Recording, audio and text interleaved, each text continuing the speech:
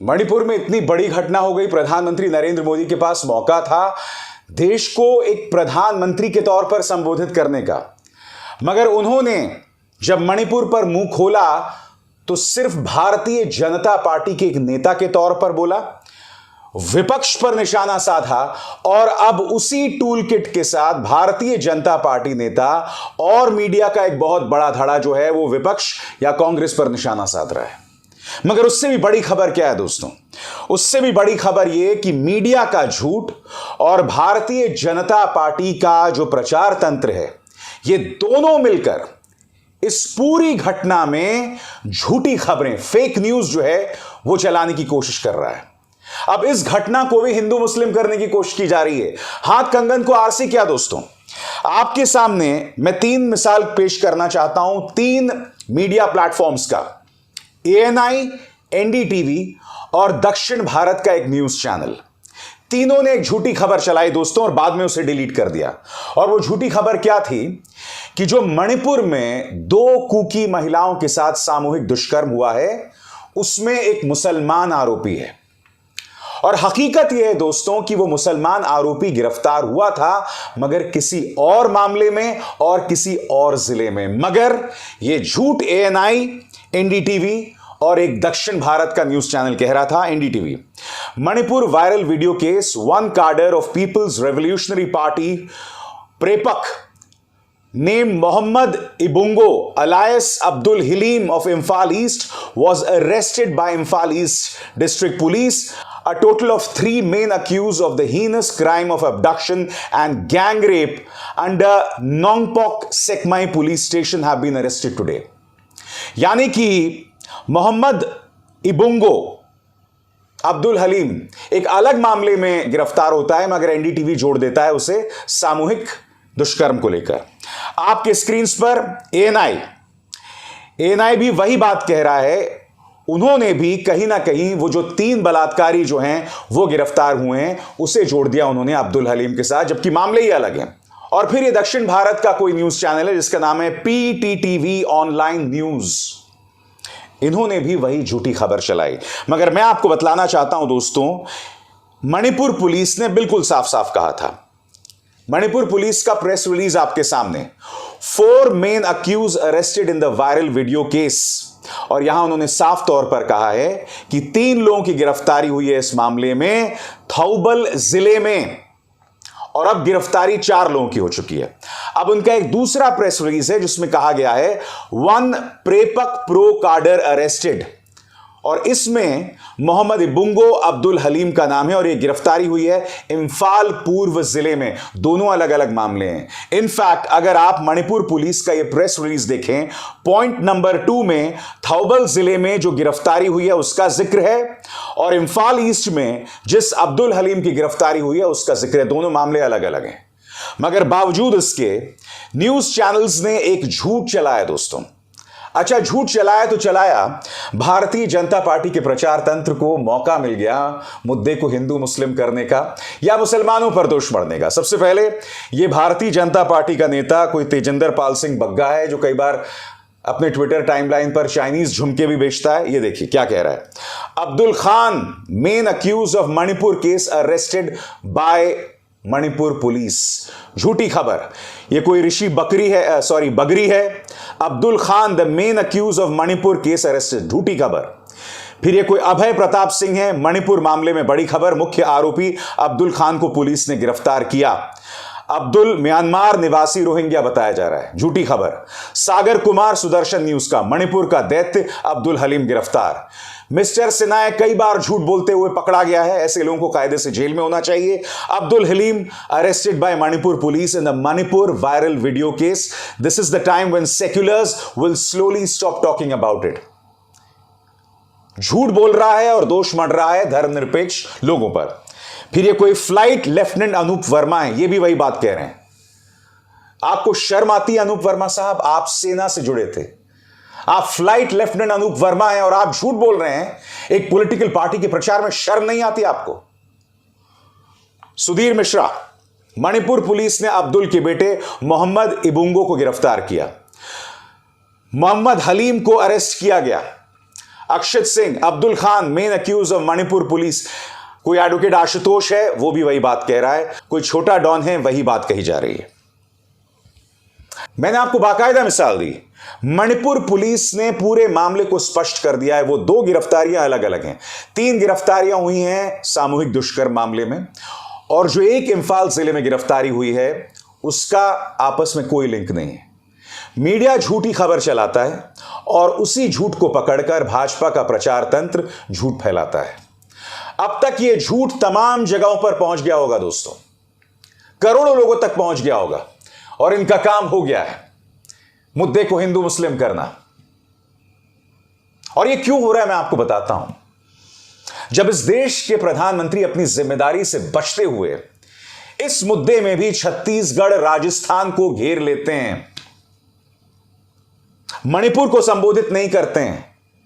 बीरेन सिंह जो खुद इस बात को स्वीकार कर रहे थे कि वो जो सामूहिक दुष्कर्म का वीडियो है वो तो सिर्फ एक मामला है, और वो मामला इसलिए सामने उभर कर आया है क्योंकि वो वीडियो वायरल हो गया। खुद बीरेन सिंह कह रहे हैं कि दर्जनों 100 से ज्यादा ऐसे मामले हैं, फिर भी बीरेन सिंह पर कोई कार्रवाई नहीं कर रहे हैं प्रधानमंत्री Narendra Modi.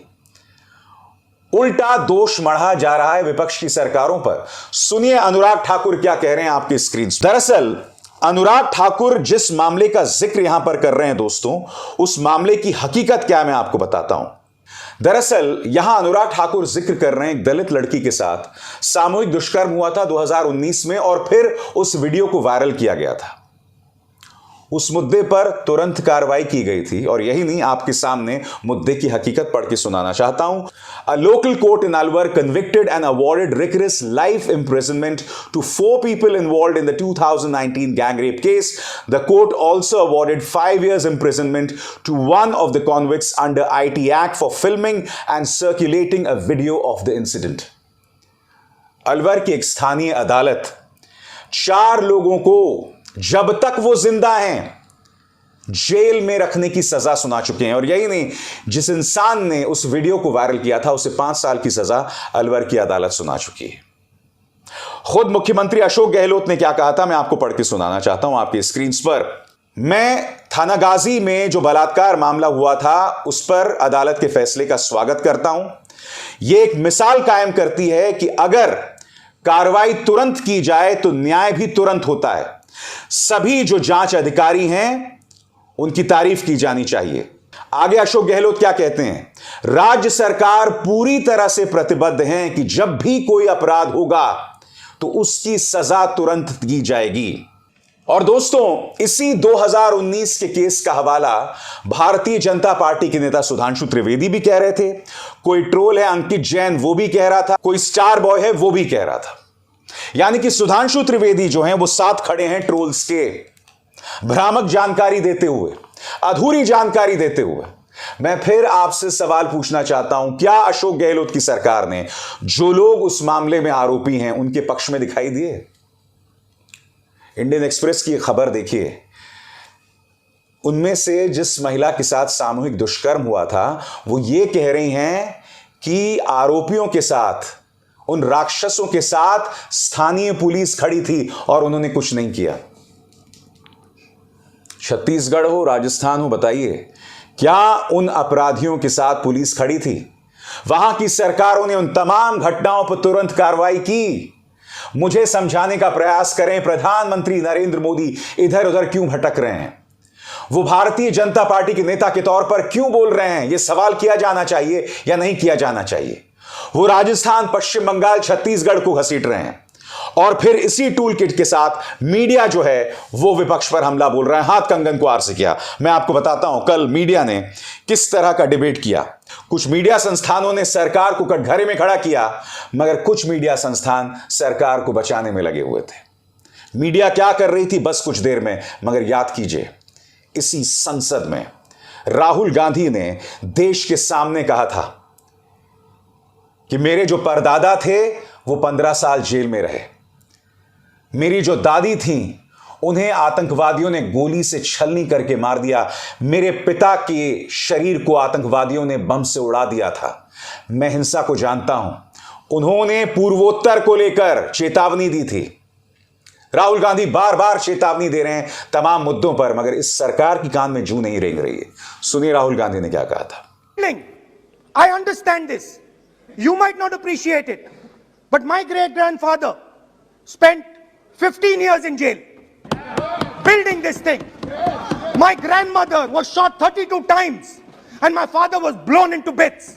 So I understand a little bit about what this country is. My blood has been sacrificed not by me, by my great-grandfather, by my grandmother, by my father for this country. So I understand what it is. And you are fiddling with something very, very dangerous. And I am advising you, stop.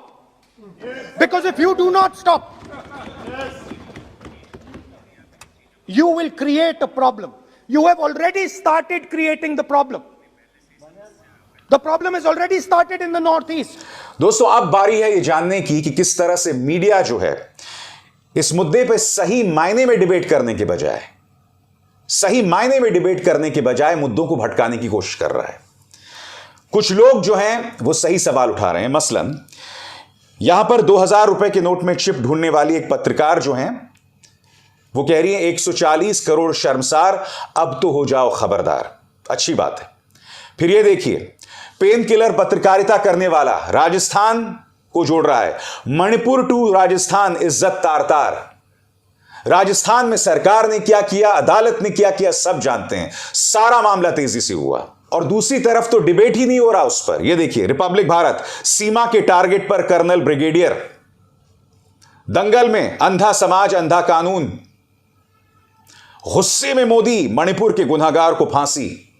अब देखिए, प्रधानमंत्री को इस तरह से बचाया जाता है। एक तो पहली बात, राजस्थान को उसको घेरे में ले लो और फिर बताओ कि गुस्से में मोदी। कोई यह सवाल नहीं पूछ रहा है कि प्रधानमंत्री नरेंद्र मोदी ने अब तक मुख्यमंत्री बीरेंद्र सिंह पर क्या कार्रवाई की। मैं आपके सामने एक और वीडियो रखना चाहता हूं दोस्तों। यहां पर देखिए, न्यूज 18 को वहां की राज्यपाल इंटरव्यू दे रही हैं, सरकार की पोल खोल रही हैं कि लोग तकलीफ में हैं, मुश्किल में हैं, क्या कर रहे हैं हम लोग। पोल खोल रही हैं वहां की अपनी राज्यपाल। अब बताइए, गुस्से में मोदी तो कोई एक्शन ही नहीं ले रहे हैं, मगर ये लोग बता रहे हैं गुस्से में मोदी। आगे देखिए साहब, इंसानियत शर्मसार, देर से जागी सरकार। एबीपी न्यूज ने हिम्मत दिखाई। सीमा पक्की, जासूस कहां छुपे हैं सबूत। ये मान्यवर जो हैं सीमा के पीछे पड़े हुए हैं। सीमा का तीसरा यार कहां फरार। अरे सीमा को छोड़ दो, मणिपुर की बात करो। मणिपुर में दरिंदगी, गुस्से में मोदी, बड़ा एक्शन। मैंने कहा प्रधानमंत्री नरेंद्र मोदी का महिमा मंडन किस तरह से किया जाता है। मणिपुर वायलेंस, मणिपुर से राजस्थान तक संसद में बवाल, निशब्द। इंडिया राजस्थान बंगाल पर नहीं बोलेगा। राजस्थान बंगाल को ले लिया यहां पर। इंडिया यानी विपक्ष का मोर्चा। देश शर्मसार, किसकी संवेदना, किसकी सियासत। ममता जी को नरेंद्र मोदी की बात इतनी क्यों चुभी। मणिपुर की मोदी की लास्ट वार्निंग, क्या कहा था कुछ देर पहले मैंने आपको। गुस्से में मोदी की लास्ट वार्निंग। टूल किट देखिए दोस्तों किस तरह से चल रहा है। 1000 शैतान, 2 बेबस बेटियां, खून खौल उठा। मुझे शुक्र है कुछ पत्रकार जो है त्रासदियों का कॉकटेल मिलाकर अपने दर्शकों को पेश नहीं कर रहे हैं। और फिर ये तिहाड़ी सॉरी, मणिपुर हिंसा में फेक न्यूज की आग का विश्लेषण। मणिपुर में दरिंदगी का वीडियो 77 दिन बाद क्यों आया। 77 दिन बाद क्यों आया। सरकार से यह सवाल नहीं करना कि सरकार ने क्या एक्शन लिया, सवाल यह करना कि 77 दिन बाद क्यों आया। प्रधानमंत्री मोदी ने राजस्थान और छत्तीसगढ़ का नाम क्यों लिया, और यहां पर भी सीमा के दीवाने हैं। दोस्तों, मैंने आपके सामने बाकायदा मिसालें पेश की कि पहली बात, ये लोग हिंदू मुस्लिम करने की कोशिश करते हैं और इसमें मीडिया का साथ मिलता है। दूसरी बात, मुद्दे को भटकाने की कोशिश करते हैं। राजस्थान, छत्तीसगढ़, पश्चिम बंगाल को यहां पर घसीटने की कोशिश की जा रही है। मुद्दा मणिपुर है, उसे संबोधित करो। राजस्थान सरकार ने त्वरित कार्रवाई की थी। पश्चिम बंगाल पर राहुल और प्रियंका की खामोशी यकीनन मुद्दा है, मगर राजस्थान को लेकर जो गिरफ्तारियां हुई थी उनमें एबीवीपी से जुड़े कार्यकर्ता भी थे जो भाजपा को आईना दिखा रहे हैं। याद है कि नहीं आपको। कहने का अर्थ यह है कि मुद्दों से बचो और बेवजह उसे हिंदू मुस्लिम करने की कोशिश करो। शर्म इनको मगर आती नहीं। अभिसार शर्मा को दीजिए इजाजत। नमस्कार। स्वतंत्र और आजाद पत्रकारिता का समर्थन कीजिए, सच में मेरा साथी बनिए। बहुत आसान है दोस्तों, इस ज्वाइन बटन को दबाइए और आपके सामने आएंगे ये 3 विकल्प, इनमें से एक चुनिए और सच के इस सफर में मेरा साथी बनिए।